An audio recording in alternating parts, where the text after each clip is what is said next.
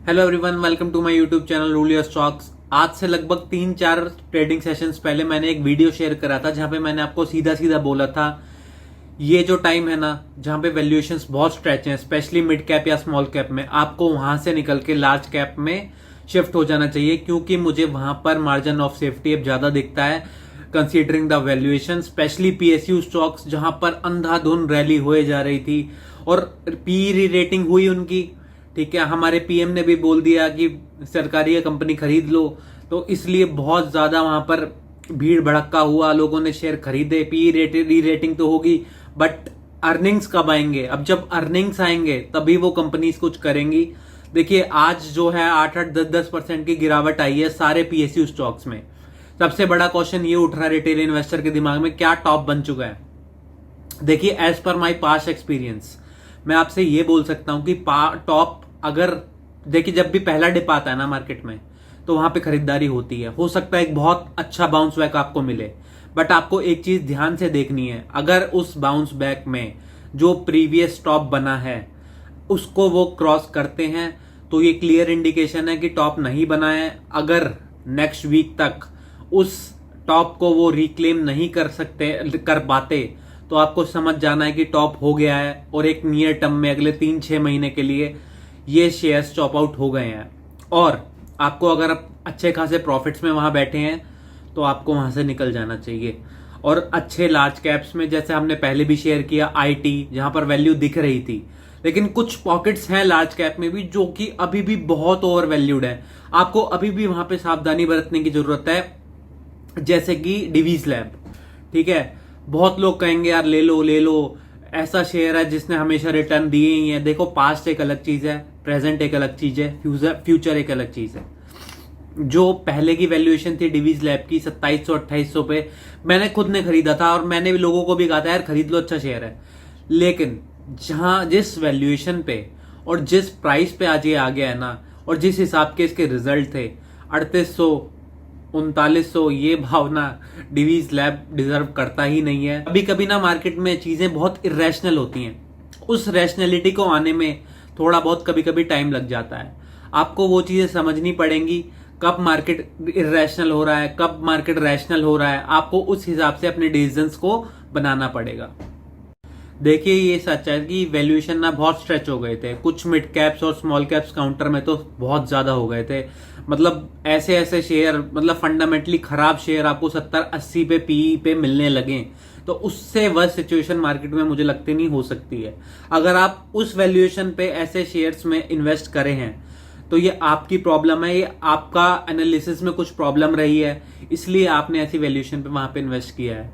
अगर वैल्यूएशन ठीक है, आज नहीं तो कल आपका शेयर फिर से भाव पर आ जाएगा। अगर आप लॉस में आ भी गए तो भी घबराने की कोई जरूरत नहीं है।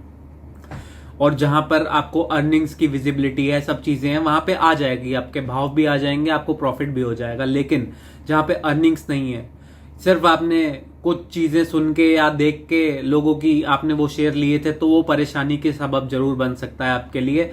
और ऐसी इन्वेस्टमेंट से आपको हमेशा बच के रहना है। आपको हमेशा ऐसे शेयर चुनने हैं जहां पे फंडामेंटली वैल्यू हो, जहां पर आपको लगे कि फ्यूचर में ये कंपनी अच्छी अर्निंग देंगी और इस शेयर का भाव मुझे पक्का पता है बढ़ेगा ही बढ़ेगा, और विजिबिलिटी भी है और प्रूवन ट्रैक रिकॉर्ड भी है। ऐसी कंपनीज में आपको इन्वेस्ट करना चाहिए। अब अगर आप ऊपर फंस चुके हैं, ठीक है, मुझे लगता है आज लोग ज्यादा फंसे होंगे क्योंकि आपके पोर्टफोलियोज में बहुत अच्छा प्रॉफिट होगा इस गिरावट से पहले। अगर आपको लगता है कि आप इन स्टॉक्स में अच्छे खासे भाव पर बैठे हुए हैं, सरकारी कंपनियों में, कुछ पीएसयूज में, तो आपको पार्शियल प्रॉफिट तो यार मैंने 5 दिन पहले भी बोला था कि बुक कर लेना चाहिए, मैं अभी भी दोबारा बोलूंगा कि आपको बुक कर लेना चाहिए। और आईटी जहां पर वैल्यू दिख रही थी वो भी काफी रनअप दे चुका है, पर मुझे लगता है थोड़ी बहुत स्टीम और भी शायद आईटी दिखा सकता है। लेकिन डिफेंसिव के नाम पर ना आप फार्मा में मत एंट्री ले लेना, स्पेशली सिर्फ डिवीज लैब की मैं बात कर रहा हूं।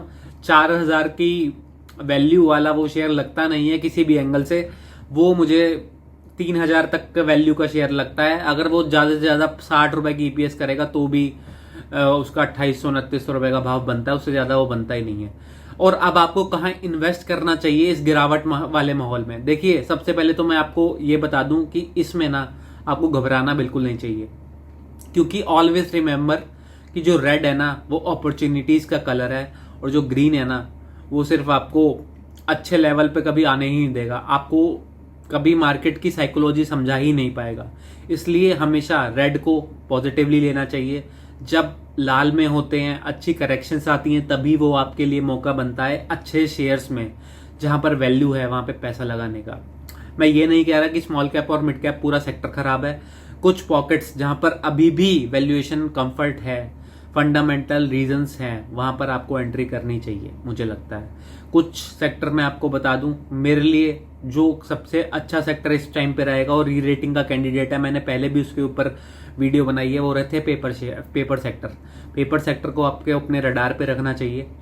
4-5 के पीई पर सारे ट्रेड करते हैं, कब इनमें री रेटिंग हो जाएगी आपको पता भी नहीं चलेगा, और जब 3-3 गुना ये शेयर्स हो जाएंगे तब मीडिया कवरेज इन पे आना शुरू होगी। एक शेयर का नाम मैंने पिछली वीडियो में बताया था, हालांकि वो भी इस करेक्शन में भी उसने सिर्फ 1% की गिरावट देखी, लेकिन जब आप बाकी मिड कैप और स्मॉल कैप्स को देखेंगे तो बहुत अच्छी अच्छी गिरावट में वो सारे हैं। और जो हमारी पिछले पिक्स थे वो भी अभी भी 25% ऊपर हैं। अगर आप कंफर्टेबल हैं कि मुझे आपका सबसे पहले आपको ये डिसाइड करना है मेरा क्या नजरिया है। अगर आप 3-4-6 महीने के लिए मार्केट में आए थे तो आप अपने प्रॉफिट बांध लीजिए। मैं आपको फ्रेंकली बोलूं, अगर आपका नजरिया 5-6 महीने से ज्यादा है, यानी कि 3 साल, 4 साल, 5 साल, आपको कोई घबराने की जरूरत नहीं है। कोई कितना भी कहता रहा यार मार्केट नीचे जाएगी ऊपर जाएगी, आपको कोई लेना देना होना नहीं चाहिए, क्योंकि आपकी मेंटेलिटी इन्वेस्टर की है, और एक इन्वेस्टर की मेंटेलिटी इस ऐसे स्मॉल हिकअप से कभी घबराते नहीं है। वो हमेशा रेड में वो अपॉर्चुनिटीज देखते हैं, और मैं आशा करता हूं आप भी ऐसी अपॉर्चुनिटीज देखेंगे,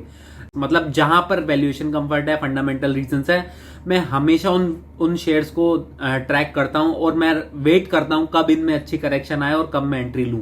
तो मुझे लगता है ये सुनहरा मौका होगा अगर एक अच्छी खासी करेक्शन स्मॉल कैप्स और मिड कैप में आ जाती है, जो कि आनी भी चाहिए एक बहुत बड़े रनअप के बाद। मुझे लगता है जेन्युइन है, इसमें कोई रॉकेट साइंस नहीं है। ये मार्केट की साइकोलॉजी ही ऐसी चलती है। जब ग्रीन होता है तो आप सबको सब कुछ अच्छा लग रहा होता है, जैसे ही रेड होना शुरू होता है तो आपको सब कुछ खराब लग रहा होता है। बट ये हमेशा याद रखिए, ग्रीन आपको सिर्फ सपने दिखाता है और लाल आपको हमेशा हकीकत से रूबरू कराता है। तो मुझे लगता है आपको इस लाल में फायदा उठाना चाहिए। पेपर सेक्टर हो गया, और जो अच्छे स्टॉक्स हैं जो पहले आप ले नहीं पाए, जो हमने रिकमेंड भी करे थे, अगर वो उस वैल्यूएशन पे फिर आपको मिलते हैं, जैसे लेटेंट व्यू आप अपने रडार पे रख सकते हैं। अगर ये 400 से नीचे फिर से आपको मिलता है तो आप इसको फिर एंट्री के लिए ले सकते हैं। मुझे लगता है बहुत अच्छा बिजनेस मॉडल है, बहुत अच्छी ये कंपनी करने वाली है आगे चल के। तो ऐसे शेयर्स को अपने रडार पर रखें, घबराने की कोई बात नहीं है। अगर फॉलो अप सेलिंग यहां से आती भी है तो वो एक अपॉर्चुनिटी होगी, और मुझे लगता है कि जो पीएसयू स्टॉक्स है वहां पे आपको पार्शियल प्रॉफिट्स एटलीस्ट बुक करने चाहिए अगर आप एक इन्वेस्टर हैं तो भी। और वीडियो कैसी लगी प्लीज हमें कमेंट सेक्शन में बताएं और अपना व्यू शेयर करें। Thank you so much.